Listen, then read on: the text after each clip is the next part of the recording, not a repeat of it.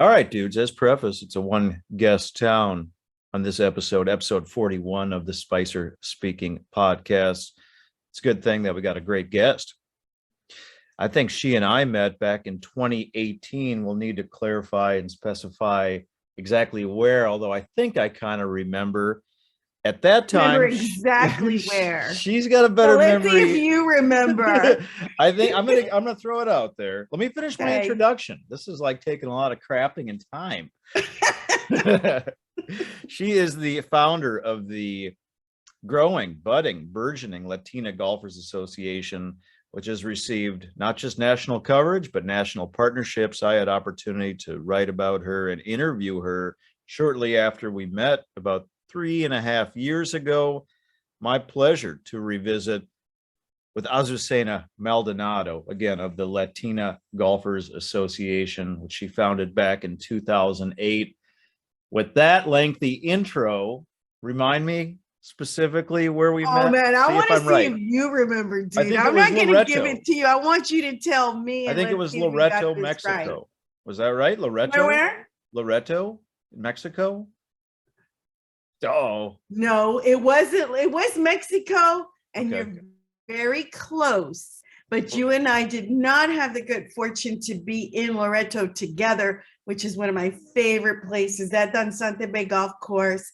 I love, but it wasn't that one. It was Quivira.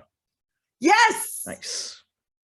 That was 500. Quivira, and we played golf together. We had so much fun. We had a great trip, but I think I said Loreto because I went there subsequently, as did you, I think, as a trip with the Latina golfers. Yes. Okay. In fact, for 5 years, before COVID, we took that was our spot. We went and did every year for 5 years. We did a retreat, spa golf retreat.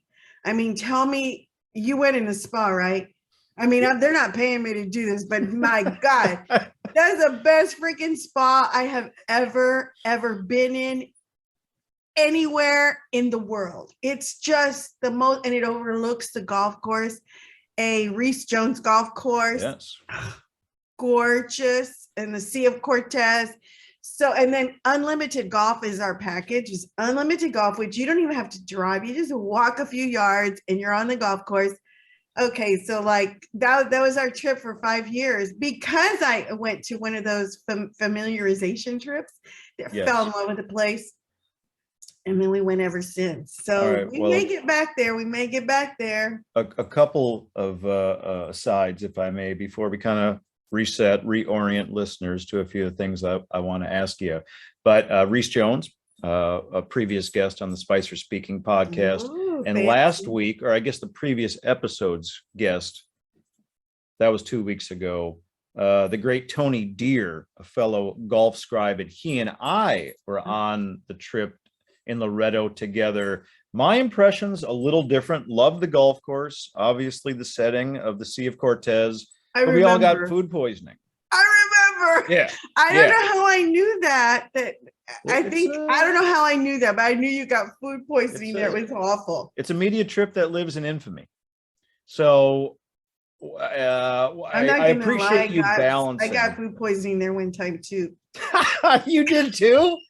And I thought about you. I freaking thought about it. Just said, oh my God, how is this possible? Like your whole group did, or just no? You? I just me. Okay. And that was a private trip. Because I also went there on my own because I loved it so much. Okay. That offered, and we could go on with yarns and stories like that, which is totally fine, totally cool in this format. But I want listeners, or in the case of those tuning into the YouTube channel, to watch our feature interview this week with Azucena Maldonado. When we met in 2018, you were a decade into creating the Latina Golfers Association. Right. I know you've told this story before, and so we can just say it broadly. But there are some very specific and distinct and meaningful reasons why you started this organization back in 2008. Why don't you tell the listeners? I will. Well, back then, I've been golfing now 15 years. And I know in the golf world, that's like nothing. You know, people grow up playing golf their entire lives. I did not have that privilege. Oh my God. I just don't even know. I'd be a pro player if I had, you know. You probably would. I know I would. You're I know good. I would. If I had grown up playing golf, but no, I'm a way adult by the time I finally learned how to play golf. But I was just a recreational golfer. I knew nothing about the golf industry or golf really, other than I learned. I loved it. That's all I wanted to do. I just wanted to get my handicap down, play as often as I could. That's my little world. I had a foursome. I played with nobody. I knew nothing other than I loved it. I wanted to be there all the time. And then after about 3 years of playing, somebody invited me to play in a charity golf tournament. I said, okay. I didn't even know what it was. I mean, I'd never been. I didn't know. And I went and I was blown away. I thought, this is amazing. I was relatively new to LA. In fact, you know, I'd been in LA 3 years. Well, I've been in LA 1 month when I first learned how to play golf. So my entire existence in Los Angeles, Southern California, has been through golf. So I was relatively new, but I was meeting all these people at this tournament, at this charity tournament. Like, and my space is a Latino space. That's the world I work and live in. And I was meeting all these leaders and elected officials and corporate people. I was like, wow, yeah, they're all here. And yeah, okay. So then they started introducing me. I started meeting them. And then I'd play in a few more. And it was the same kind of people. I was like, oh my God. And then they started knowing me as a golfer and said, hey, Azucena, you know, we got a foursome, you know, we got a spot. You want to come play with us? And I was hanging out with all these people, I'm relatively new to LA. And because of golf, it would have taken me probably years, you know, to be able to be on a first name basis with some of these individuals. You know, I would run into them at networking events, lunches, dinners, you know, in our community, and they would know who I was. They would know I'm, you know, the golf. Anyway, and I started noticing, however, almost immediately that, you know, there's a field of 100 men or more, and like 3 or 4, 5 maybe women in the entire field. And finally, I was just, not that I didn't have fun with that, but I was just like, whoa, where are the women? And then I thought, you know, my first thought, I got to tell you, Judd, was like, oh, that's true what they say. But at that point, I really didn't even know that women weren't playing golf. I mean, I was so naive about golf. And I thought, oh, you know, they don't want us here. These guys don't want us here. And that's why there aren't any women here. It really is a boys club, all those stereotypes, you know, that you hear about golf. And I thought, oh my God, they're true. And I finally started asking them, hey, where are the women? And they were like, well, why don't you invite your friends to come? I was like, oh, shoot. I don't know any women that play golf. My little foursome was 3 guys and me. That was my world of golf. I was like, oh my God, I don't know any. But I started, you know, realizing and benefiting, you know, from the beautiful, you know, bonding experiences, the networking that happens, the friendships that happen. I say that golfers are like family. I mean, golfers are an international family. And you start becoming a part of that family. And that's a big benefit of the world of God. And I just thought women are not being able to take advantage of this amazing, amazing business tool, networking tool, just opens up your world. And so at that point, when I said, oh man, I don't know any, I said, oh my God, I got to get them here. So I just, you know, that's sort of my personality. I'm an advocate to a certain degree. And, I just sent an email out to my network of women friends. Right. And I just went to a golf course and I rented a banquet room, got hors d'oeuvres. There was not even a golf lesson, nothing, just hair, you know, let's get together. I had 94 women at the very first event. And it really was just sending emails out. That was it. They came and they were like, wow, 94 came for just to come. And they were like, well, we want to learn how to play golf. We've always wanted to, but I don't know anything about it. I didn't grow up around it. That, you know, all of the things that I had experienced, only I never really had that interest like they had already an interest. So they were like, we want to just know how to do it. And then I just said, oh my God, well, that's the role that Latina Golfers is going to play, is a welcoming arm. It's a welcoming committee. It's a way for women to feel comfortable about coming into this space that is kind of an unknown space for them and for our community in general.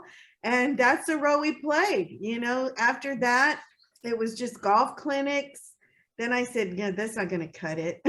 I need more than golf clinics. And we started doing golf lessons and golf outings, then events at golf courses. We do parties at golf courses. We do fashion shows. It's just a fun, it's to be a member of Latina Golfers is to have fun on the golf course. That's really what we're all about, to have people feel welcome, at ease, and just step into a friendly environment. And that's what we're all about. And when you look at your website or your literature or the social media posts, you always see that the ladies are having fun. The ladies are smiling. It's a diverse group of ladies from an age perspective to be certain. You've done a lot of amazing things. And the way I see it, Azucena, is that it's twofold the way that I see it. Please feel free to correct me or to clarify or to certainly improve upon what I'm saying. From a cultural perspective, you've done something very important.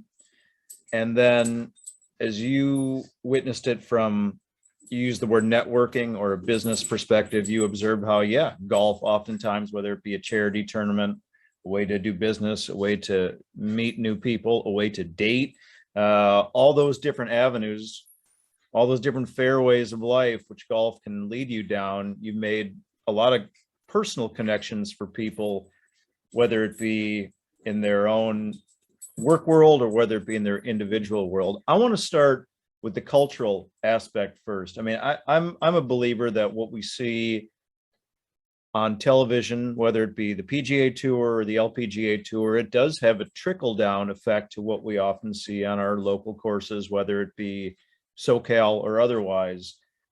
Southern California, one of the largest Hispanic Latino populations in the country. And our country, by the way, is like 18-19% Hispanic or Latino, also about 13-14% Black or African American. But we don't see a lot of either necessarily on the PGA Tour or the LPGA Tour.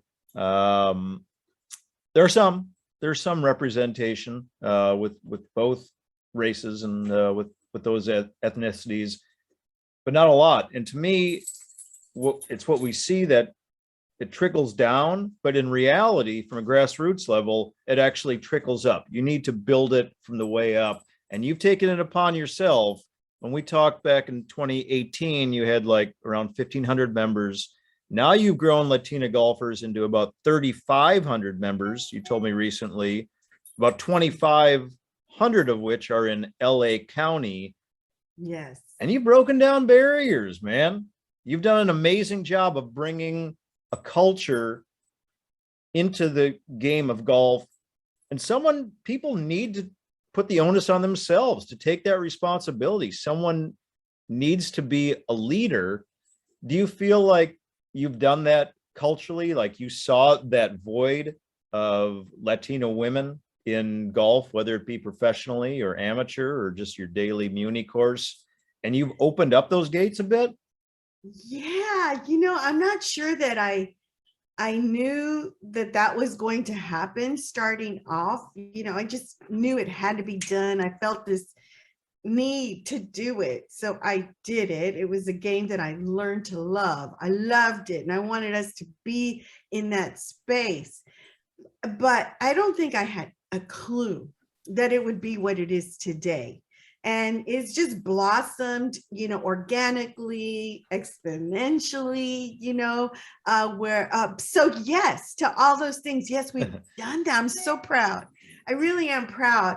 And what touches me, Judd, is when like I said, we have 2,500 members just here in LA County alone. So these are women, as you said, all ages. They can be in, 19 to literally 70 something is our oldest member, mostly in that mid-age, 20s to 40s or mid 40s. They come up to me all the time and they say, Azucena, if I didn't play golf, I wouldn't have been, such and such a place. I wouldn't have met my CEO of the company, or I wouldn't have this, or I got a new client, or now I can take my clients to play golf. Or, there's all these amazing stories that they tell me on a weekly basis, how golf has opened up their world, transformed their lives.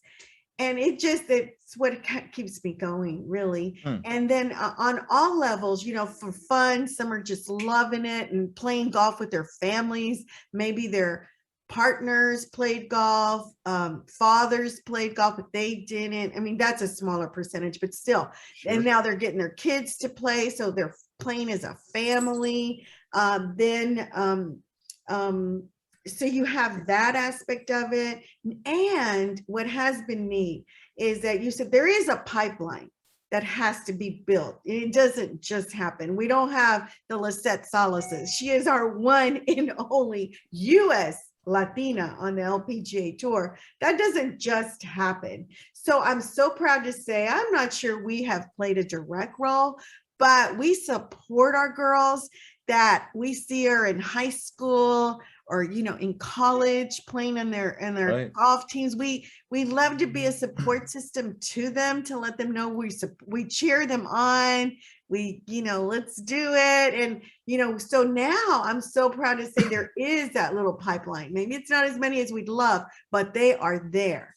And so in the next 2-3 years, you're going to see a heck of a lot more U.S. Latinas playing on the LPGA Tour. I'm so proud that, and then we do a lot of little junior, mostly we do adult women programming, but we do some junior, introduce golf to little girls. We love to do that. I want to get to some of those youth efforts in a moment. Let me first reintroduce Azucena Maldonado. I call her AZ. She is the founder of the Latina Golfers Association. Again, check out their programs and their initiatives, partnerships online at latinagolfers.com. Poignant partnership in the not too distant past, I don't think, with the PGA of America. You've received their formal support. I think it's the PGA, correct? Yeah, the okay. PGA of America. Yeah. The PGA of America is my strategic partner.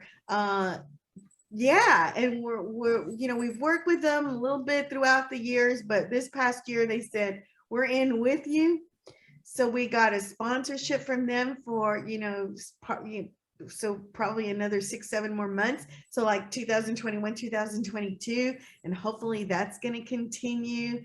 But, that's, to me, is a huge validation. They've Absolutely. seen our work. They've seen what we've been doing on a grassroots level, and they support our efforts to grow the game of golf in our Latino community, especially with women. So I'm super, super proud of that. Yeah, the world's largest professional sporting organization. I'm a believer in the PGA of America. I generally, AZ, I have some skepticism, again, when things come from the top on down in the golf world, because in many ways, golf can be, or still vibes, an old white dude's game.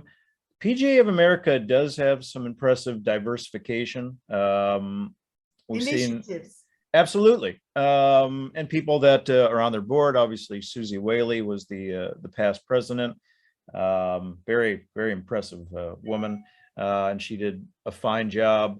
In your association with them, are they hands-on in working with you? Are they genuinely interested in this diversity? Okay. Anything I need, like if I have a question, okay, like, hey, you know what? I need to reach out to Texas or to Florida or to here or there. I just call them and go, okay, how do I get there? Who can you connect me with? Man, they connect me. Really? They make sure it happens. They want to make sure that we're online with all of their new initiatives. They make it easy for us to spread the word, to partner on some of those initiatives. They make themselves available to me. If I want to do a Zoom, some kind of webinar on any kind of issue or, topic. Okay, can you be on? Can you be on? Who do you recommend? They're on it, so it really is a partnership. I don't feel like I can't just pick up the phone or send an email and I'm not going to get a response in 24 hours. I do. So it's a real partnership. As far as another partnership, you and I reconnected last week or in recent weeks for an article I had the pleasure to write for the SCGA and their foundation, which you're a board member of the SCGA, a new board member. Awesome Southern to California see. Golf Association. And you put the rubber to the road already with a really compelling new initiative that, again, I had opportunity to interview you for and to write about with the SCGA, with the Latina Golfers, and with the Weingart, I believe it's the Weingart YMCA of East Los Angeles. Of East Los Angeles. And so you created this autumn season program for junior Latina girls to, just like you've done with the adults, to get initiated into the golf world. You provided complimentary transportation, I believe, to the golf course from the YMCA. Yes. Just an awesome grassroots effort, AZ. And what I love about it, Judd, is that it's not only the golf lessons, which are wonderful, and that golf course, the Don Knabe Golf Course, which is a Los Angeles County golf course. It's just perfect for junior golf and any golf, learning golf facility. But what makes this program and programs that we like to do so special is that there's mentorship involved. It's not only teaching them how to play golf, but then we bring in our members who are golfers, but professional Latinas as well. And the girls get to see them, touch them, play with them, get to ask them questions. And they ask some profound questions. And I'm like, wow, how did they think of that? Like, ask questions like, hey, are you like the only one in where you work that looks like you? How did it feel? They literally asked those questions. How did it feel to look like you and be the only one where you are? How do you work through that? Questions like that. And what we also like to do is talk to them about the range of jobs available in the golf industry. That's real important for us too. You don't only have to be a PGA or LPGA tour player. There's so many other things that are important in the golf industry, and you can do it. So we bring in those role models. We've had women, Latinas that work at Golf Now. Our guests this Sunday, because they're on Sundays, are going to be some Latinas that work at the PGA of America in Florida. So, it's really, I love it because their world is expanding through golf. And that's the beautiful thing. Spoiler alert for the article, unless it's been overly edited. I concluded it. I think I started it with you and then I concluded it with you. Classic Spicer tactic. We call it the cyclical move. Yeah, I love it. I concluded it with what you told me about the I am session. And if you can repeat that for these purposes on this medium, that really struck me. Oh, it's so sweet. It touched my heart too. I love it. So we do these, well, one of the sessions was we went around the room with the girls and said, okay, let's say I am what? What are you today? I am powerful. I am smart. And then a couple of them, said, I am a golfer. Oh my gosh. It's like, oh, they see themselves as golfers now. So nobody can take that away from them. They are golfers, and we want them to know they're golfers and they belong on the golf course, and they need to blossom as golfers growing up. They're middle school, most of them. Awesome story. And it impacts me this go around as when you told it to me about 10 days ago. That's a cultural change that you've created. And I know that many of these girls, they're not yet young women, they're still junior girls. Without this program, that would not have been in their universe. They never would have thought that, or certainly would never have said They that. wouldn't have had that opportunity, more than likely, to ever step foot on a golf course.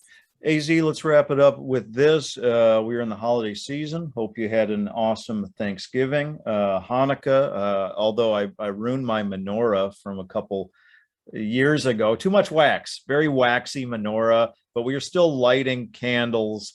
So it still counts. But then we've got the Christmas season coming up. Anything you want? Anything you're looking for? Any presents? 3-wood.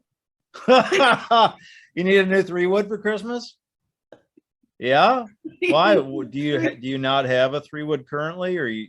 I don't have it. Well, I have a 3-wood from a different set, and it's not really. It's too stiff for me. Okay. So I need a 3-wood that's going to match my golf clubs. They're only a year old golf clubs that I got for Christmas last year, so they need to match that set. And so yeah. Is that? I mean, could you just get a new shaft in that existing 3-wood, No, or you want a no, fresh no, club? No. Okay. I want a new 3-wood. You want a new 3-wood? Have Yeah, you put that's that? gonna match my set. That's what I want. And of course, I want to be able to play golf all throughout the holiday season, all the time, everywhere, in places that I haven't been. I went to Goat Hill Golf Course. Yeah, very cool. Just this during the Thanksgiving. Loved it. And we need to save golf in California. We need to save municipal golf courses in California. So you're going to be hearing from me and others, just like they saved Goat Hill. We need to save municipal golf courses from the threat and the state legislature to try to build affordable housing. Not that we don't need affordable housing. We just don't need to do them on golf courses. And that be AB 672, talked about it on this program. Had the pleasure to write about it before. I know that the SCGA has been proactive, and haven't heard their plans for the future. They're going to very much stick with that everybody, tenor. respond when you see our emails. Sign that petition. Those are coming out. Press yes and send that email. It's critical because it'll start here and it'll go everywhere, so we just got to nip it in the bud again, because this is not the first time. No, she's tried to bring this up, and we just need to stop it. All right, you really got your spikes in the turf with the SCGA already. Got the messaging down. Love to see it. Such a pleasure to see you. You talked about playing golf. You talked about playing golf in the holidays. I know that you're coming back to the desert at some point in the not too distant future. Let's be sure to reconnect in person. It's been too long since we've played. Be a pleasure to spend 3.5 hours that way, to be sure. Love it. Thank you so much for inviting me to be on your show. Appreciate it, AZ. And again, friends, you can check out Azucena Maldonado and the Latina Golfers Association online at latinagolfers.com. Happy holidays to you, AZ. Thank you. Same to you.